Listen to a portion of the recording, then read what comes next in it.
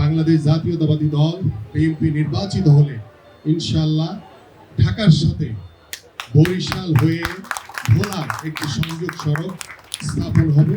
আমি এটি আপনাদেরকে ভবিষ্যতের জন্য আশ্বস্ত করতে চাই। আমাদের ধর্মীয় স্বাধীনতার সর্বোচ্চ গুরুত্ব দেওয়া হয়েছে।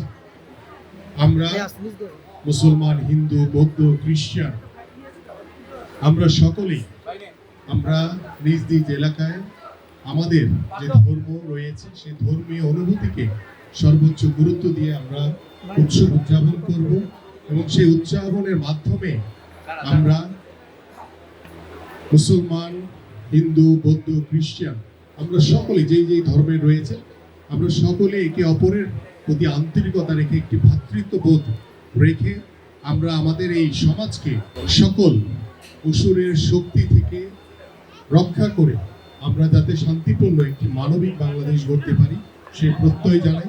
পাশাপাশি ইলেকট্রা দিচ্ছে এক্সচেঞ্জ অফার। আমার বাসায় আগের যে ফ্রিজটা ওইটা চেঞ্জ করে আমি এখন নতুন ফ্রিজ নিব।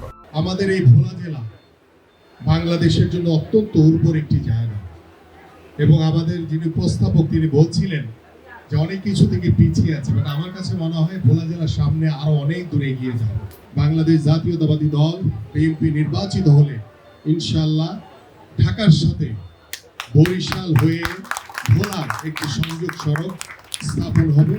আমি এটি আপনাদেরকে ভবিষ্যতের জন্য আশ্বস্ত করতে চাই এবং ইনশাআল্লাহ আমরা চেষ্টা করব ভোলার এই উর্বর জায়গাকে আমরা আরো কিভাবে সুন্দরভাবে গুছিয়ে আমাদের যারা এখানে নেতৃবৃন্দ রয়েছেন আমি সকলের প্রতি আন্তরিক ধন্যবাদ এবং কৃতজ্ঞতা এবং আজকের এই পূজা মণ্ডপের আজকের এই উৎসবের আপনাদের সাথে উপস্থিত থাকতে পেরে আমি আনন্দিত এবং গর্বিত।